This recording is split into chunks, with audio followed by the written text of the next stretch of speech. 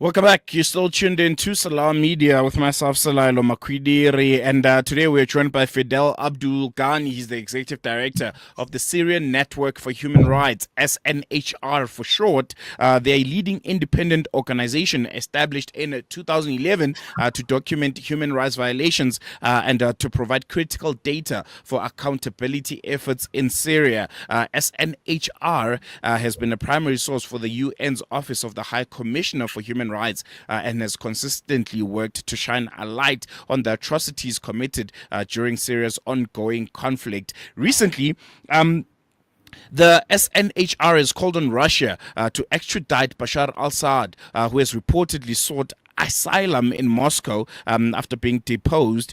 The network argues that Assad, accused of crimes against humanity and war crimes, must face a fair trial in Syria to ensure justice for the millions of victims. And we'll be discussing the implications of Assad's asylum in Russia, the legal and almost moral obligations of the international community, and what ultimately justice looks like for the Syrian people. Abdul, thank you so much for joining us. Thank you so much for giving us your time, and really appreciate it. Welcome to Salaamedia.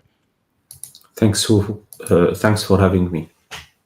I think first and foremost, we can focus a bit on Assad's asylum to Russia. Reports indicating that Bashar al-Assad and his family have sought asylum in Russia.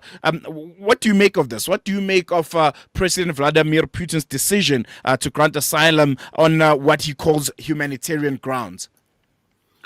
Now, all Syrian is seeking accountability because we want those like violations and crimes to heal in this transition period.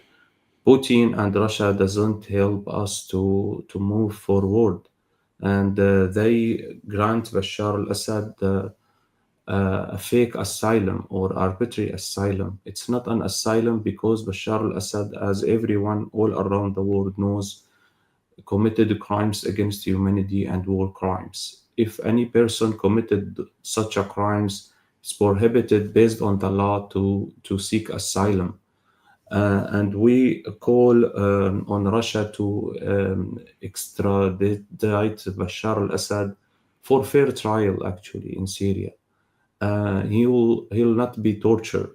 He'll subjected to a trial. And the Syrian want this trial to be in Syria, and they want to notice that. We want all the world witness that Bashar al-Assad held accountable, not to flee after with millions or billions of dollars after he committed all of those crimes against humanity and war crimes. I want to touch a bit on the legal implications. Your organization, the SNHR, has emphasized that granting asylum to individuals accused of war crimes violates international law. Can you, in a bit, just briefly elaborate on the legal framework, particularly, the relevance of Article F1 of the 1951 Refugee Convention? The convention prohibited any person who committed atrocities, including crimes against humanity, genocide, war crimes, to get asylum. On the other hand, that prevent also the country who this person seek asylum to handle him to a state that he might subjected to torture. But here in the same statement, we recommended and we mentioned clearly that the new authorities in Syria should not subject any Assad criminals or the regime criminals to any types of torture. We are unlike Assad. Our uprising against actually those practices. This is the aim of the uprising, to move Syria toward a state respect the human rights and a democratic state. So we don't want to copy Bashar al-Assad practices. Russia violated the international law And we are calling the UN and the international community to pressure Russia and other states also. 2-3 days before Bashar al-Assad fall, there is many criminals fled to another country, not only Russia. So those states also they have to handle those criminals to the new Syrian authority. The SNHR's database shows, staggering statistics when it comes to some of the atrocities committed under Assad's regime.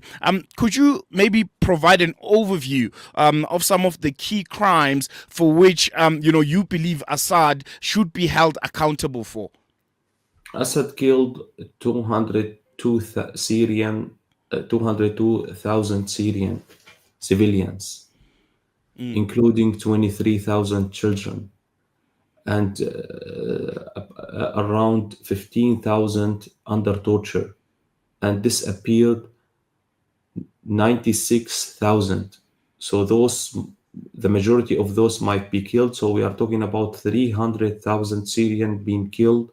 And this is a minimum bar. So maybe this figure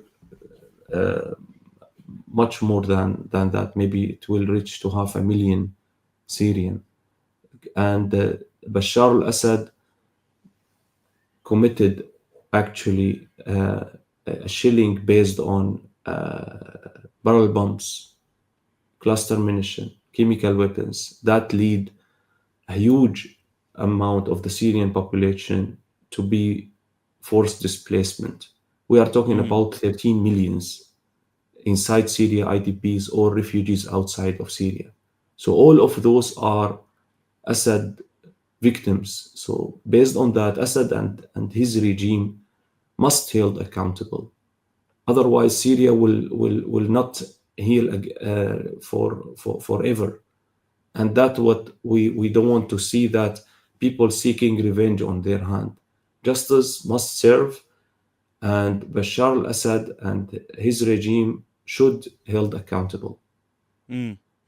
I want us to take a quick break, and when we come back, I want to focus on the extradition process to Syria that you're calling for, and also just the role of the international community, particularly the United Nations, when it comes to putting pressure on Russia to fulfill its moral and legal obligations in this case. But we'll touch a bit on it after the short break.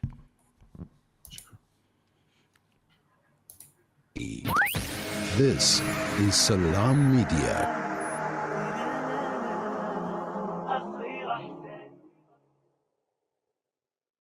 The kitchen, the heart of the home, where memories are made and celebrated. Our go-to place for those freshly stacked pancakes early in the morning or for that late-night snack munchies. We are in there together, cooking, eating, and celebrating life together. Let's keep the kitchen a place that is shared by everyone, where we build stronger bonds and grow together. Sunfoil, now we cooking. Visit nowwecooking.co.za for recipes that everyone can help make. World-class financial services only at Sapphire Global, your financial partner. If you are looking for Islamic, Sharia, and ethical financial products, look no further. Sapphire Global offers a wide range of financial service offerings, from short-term to life and investments. A full-service center with all financial requirements under one brand. Our highly skilled and experienced consultants are ready to help protect your financial future. Contact us on 041 001 0184 or visit our website on www.sapphireglobalfs.com. Sapphire Global is an authorized financial services provider. Hey, Gulam. Yeah? Did I return your lawnmower last month? No, Ba, you didn't. Oh, no. Now what'll I do? I wanted to borrow it again, man. With Randry Jewelers, you won't have to borrow or lend because the prices are so well trimmed on all gold and diamond jewelry. Alternatively, we could remake your old jewelry into a brilliant new design. Visit Randry Jewelers at 151 Stevens Lamini Road, Musgrave, Durban. Randry Jewelers, the family name you can trust.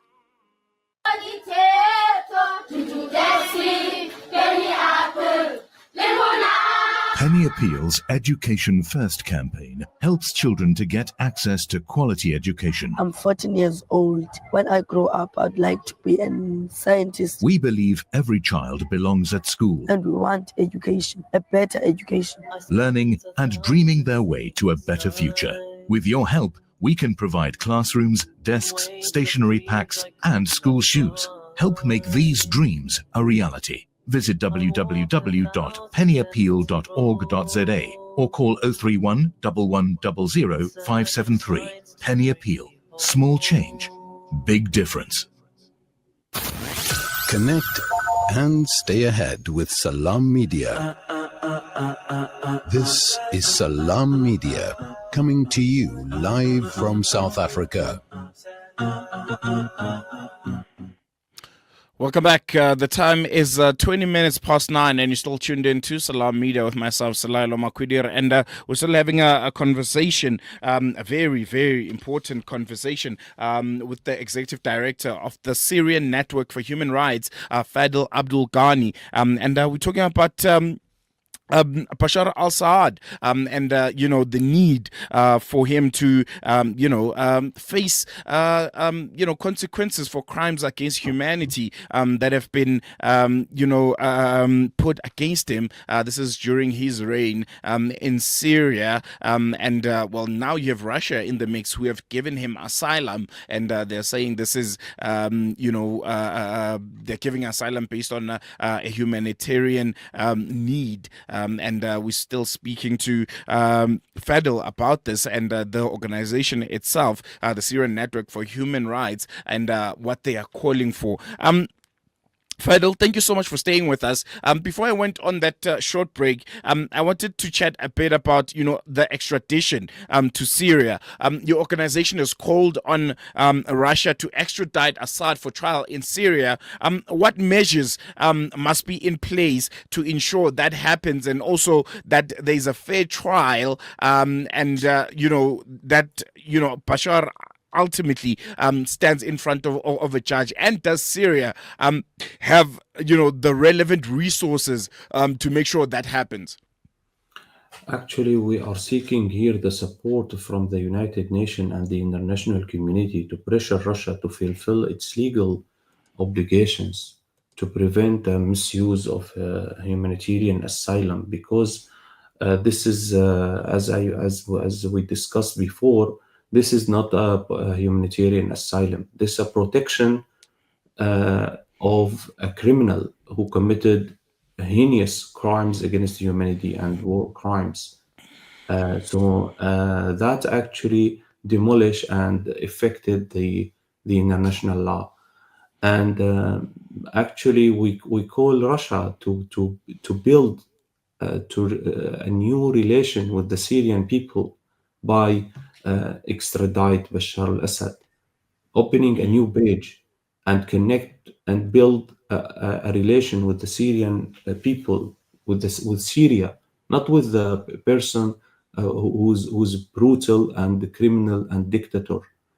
This is a new page. If Russia want to build a new relation with the Syrian people after they committed also a heinous and tremendous amount of crimes against humanity and war crimes, they should actually extradite Bashar al-Assad for a fair trial. And we called here for the future Syrian government to actually to pressure Russia as well, and to issue a call as well to request that Russia extradite Bashar al-Assad to them, and to assure that he will not be subjected to any types of torture.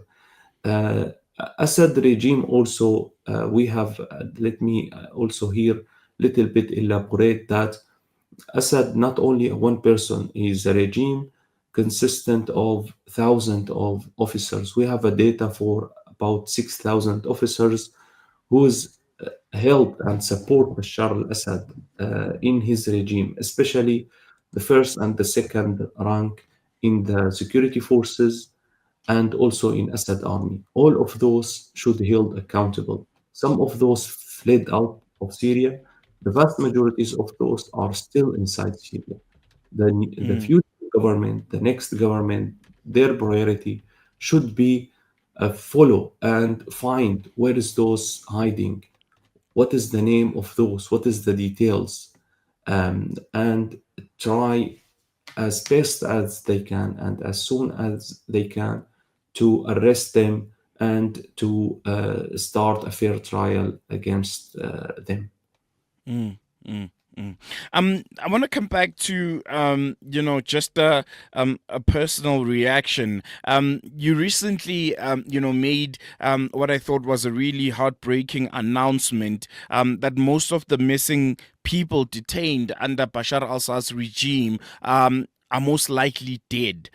Can you share what it felt like for you to deliver such devastating news to families who are still holding on to some kind of hope that their loved ones are still out there, and probably after the events of the last few weeks, they probably might see them again? Actually, we don't use to announce or to speak without solid evidence and information, and we have actually. So our methodology is strict, and we have a huge evidence supporting our claim and supporting our announcement. That those evidence started from 2011 when we collected actually thousands of this certificate from civil registry. There was proof that Bashar al-Assad killed hundreds of the enforced disappearance. This enhanced again on 2022 when we also get a huge amount of the also this certificate. Now, in addition to what we have from this certificate, all of the center detentions been opened, and those who's been released, about 31,000 only, the remaining about 105,000. So that actually assure to us where is those didn't found. So that assured to us that those actually might be killed, and to confirm our allegation. And based on that, we decided that we need to announce that via statement, and it was one of the most difficult moment in my life, a heavy burden to announce that. It's not easy to inform thousands of families that this is what we reached, this is the conclusion, but I don't have other option and no one else able to announce that, because we are the only one who has the enforced disappearance data, and we have evidence, and we monitor those who's released from Assad prison. So based on all of that, I stepped in and I present this announcement, and I need the family suffering to end it, and to acknowledge that what's happened. Of course, that doesn't prevent anyone to keep searching, keep digging for their loved one, and I don't force anyone to believe what I said. That's what we reach to. This is our methodology and our conclusion, and we have a solid information and background based on prolonged experience enabled us to do that. But that, of course, doesn't mean that everyone individually from the family need to believe in what we announce.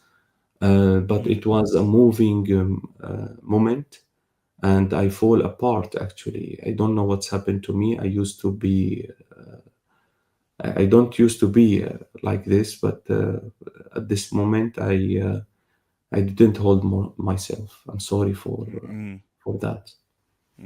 No, I think it's the human side. It's the human side of it. I think we can quote numbers and have these high cerebral conversations about the politics and the current affairs of it, but at the end of the day, they are people. We are quoting human beings when we quote the numbers of those that have disappeared and those that have died. And these technical terms sometimes take away from that fact that these are human beings, these are people's children, these are people's wives and husbands, and that needs to be taken into consideration. So no need to apologize on that front. And just in closing, as a Syrian, seeing the events of the last couple of days, what would you say is your hope and dreams now for Syria as it opens a new chapter in its history, and tries to find itself and regain its feet after almost 50 years of the Bashar